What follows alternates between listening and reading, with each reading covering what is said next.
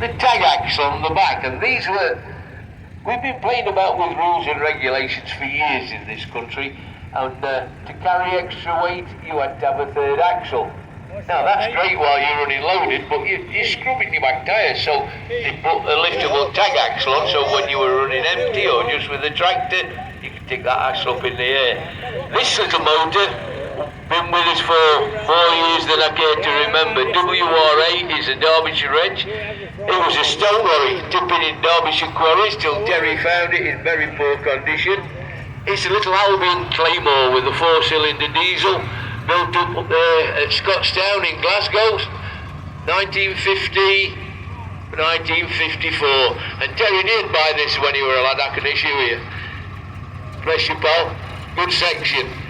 Now, when you talk about familiar names and sounds, H tells me 69, 70, somewhere around that period, and you hear that rumble, can't you? That's a TS3. That's a Tilling Stevens 3-cylinder 2-stroke. That's the engine that comma was abbreviation for commercial vehicles, put into their lovely lorries. Very nice job, young Mr. Wakefield. Now, a particular lorry that means a lot to me was owned by a wonderful gentleman called Brian Thomas. And Brian brought this, it was a long wheelbase flat. And Brian was Derbyshire through and through. He wanted a nice little tipper, and he could cut it short, put the tipper body on it. And very, very sadly, Brian isn't with us anymore, but if you're looking down, Brian, think about you all the time, mate. Help me no end. And this is run by his son James. Lovely to see you, James. Hope you're all okay. It's a shame about your Uncle Jeff. Now, this is where we start to get into a little bit of complications, because Dodge, Renault, the French got involved. They were a pure mongrel, if you ask me, these things, but they were both four-wheel drive for the military, radio vans, ambulance vans, all sorts of things, but a cracking tool, and not all that. What year is that? 93. How you doing, Bob? You keeping all right? No, I don't know. I'd rather have you TK. Now, beautiful Bedford. Petrol, straight 6-cylinder petrol, 28 horse, 300. Absolutely cracking motor.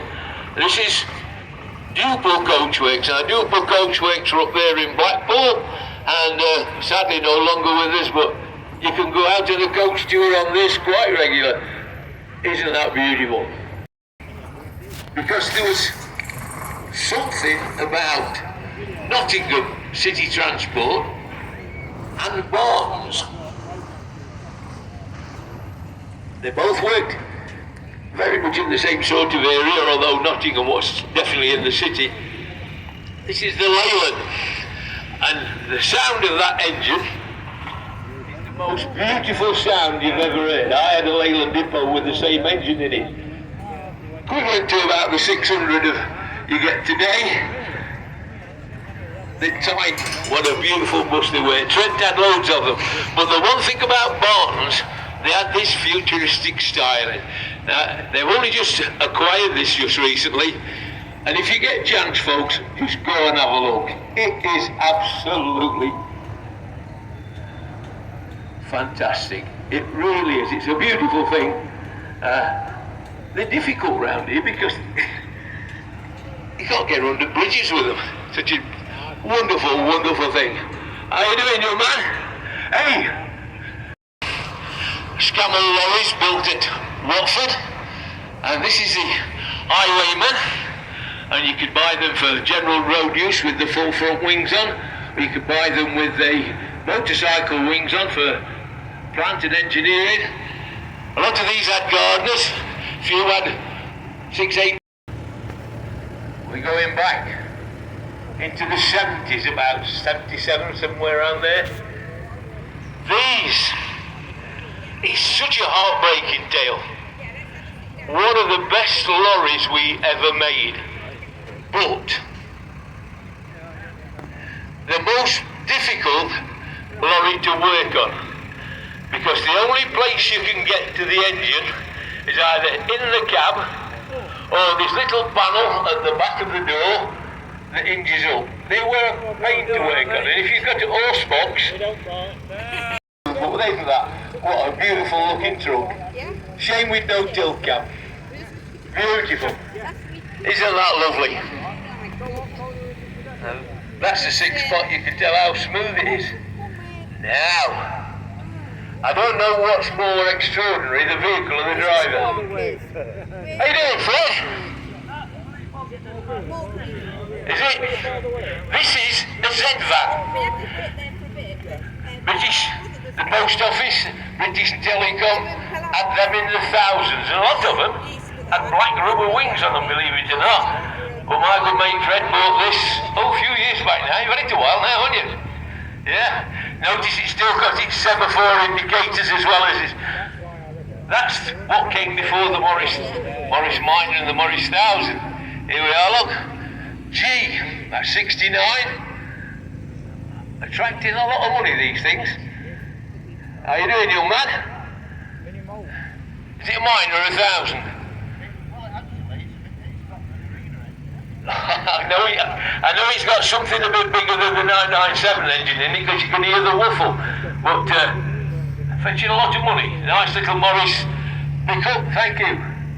Now, back to 1965, the Mini Moke. And the Mini was so successful, the military decided to go on a bit of an exploration. So they devised the Mini Moke.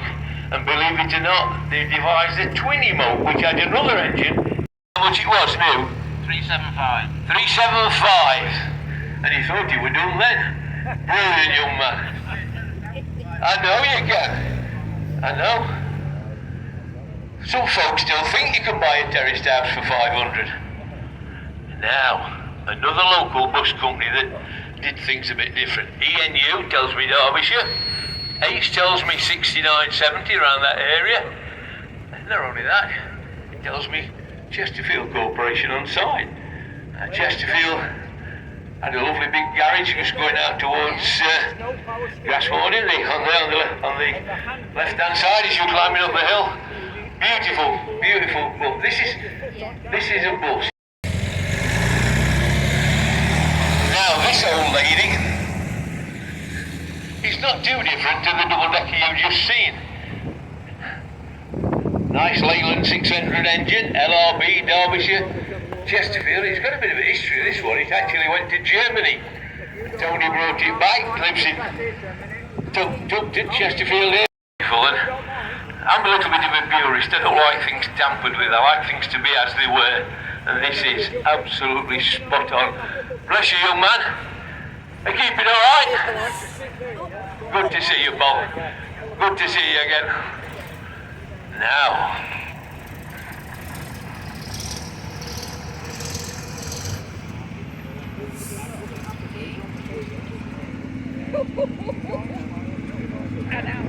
Well, BMC never really got into commercials in a big way. And this was in the late 50s, early 60s. This is the FK. BMC, sometimes bags Morris, sometimes bags Austin. And this has got an unusual body on the back, because if you look on the doors it says Gainsborough. Well, Gainsborough's Lincolnshire, very big for grain, and it's a grain body that's on the back. You get into the big stuff until towards the late end, and they went from the Ford D series to the Ford Cargo. Lovely looking lorry, but the trouble is, if you can find a cab anywhere to fit one of them, you're doing damn well, because they're so rare, they rotted and fell apart. And I saw this one yesterday. What an absolute beauty. Ford straight 6 in it. Ford straight 6-cylinder engine. Notice it lives in Darlingdale, I think, somewhere that way. Ripley, oh, of course it does, hush. Oh. I know, told my car in it, I can't remember. Now, one question. Is the marriage still going? Anybody here last year will remember this young man and his good lady got married on the Saturday. We had a bit of fun. This is Scallon, gardener, built at Watford and belonged to Elliott's of York, one of the big heavy haulage people of the day. A lot of these 6LK, 6LW. What engine's in it? 6LW, yeah. Absolutely lovely. This particular little truck coming in is very, very important and very much a national collection. 1968, the small van had always got the bonnet and the front wings, and then Transit came along with the Mark 1. And since then, everybody's followed the suit. A Mark 1 Transit, like this, is worth a lot of money. This one lives down at Walsall. Good friends I've known for, well, I think they are anyway, known them for get down to Bescott. Now, I can remember many years ago, my family and the Dale family have known one another for many years, although we've not seen one another for a while. And I went up to Frank Dale's cottage and saw this thing lying in the grass, overgrown. And I said to him, I don't think you'll ever see day. I said, what do you think it was? I said, well, I reckon it was a furniture van. And the reason you say, unbelievable, love it to bits. Now, I've had some fun with this thing over the years. That young man, Albert, that's going round the arena marshalling for me, is this truck really? American. Straight 6-cylinder petrol. It's a Studebaker. I always call it the stupid baker. But isn't that lovely? Fully kitted out, fully working. Does about 45-50 mile an hour flat out, so the fire's gone out before you get there.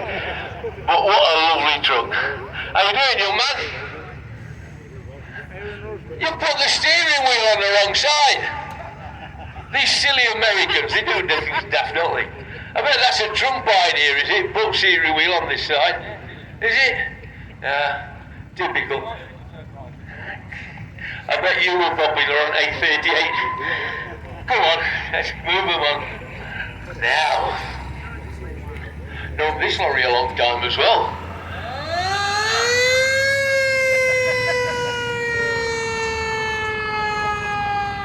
Oh, there's one in there. This is a Dodge.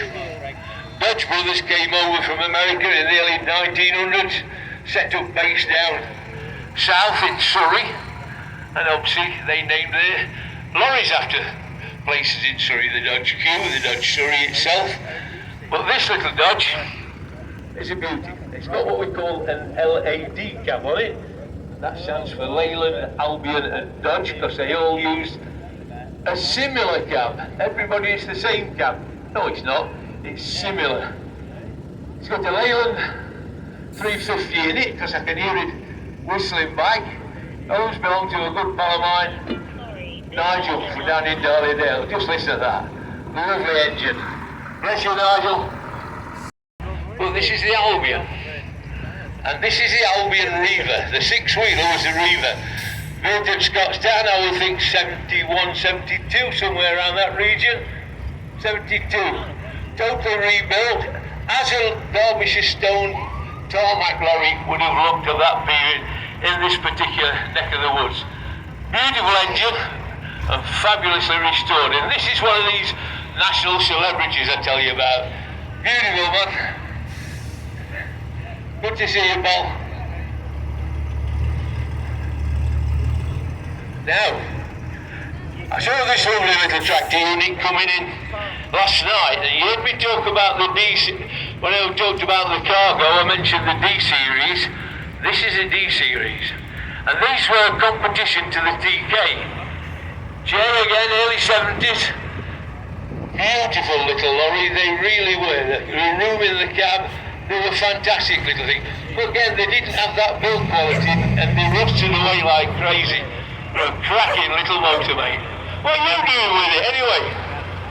Have you converted your scamel? Get that. Now, we're going over the pond a little bit, aren't we? Now,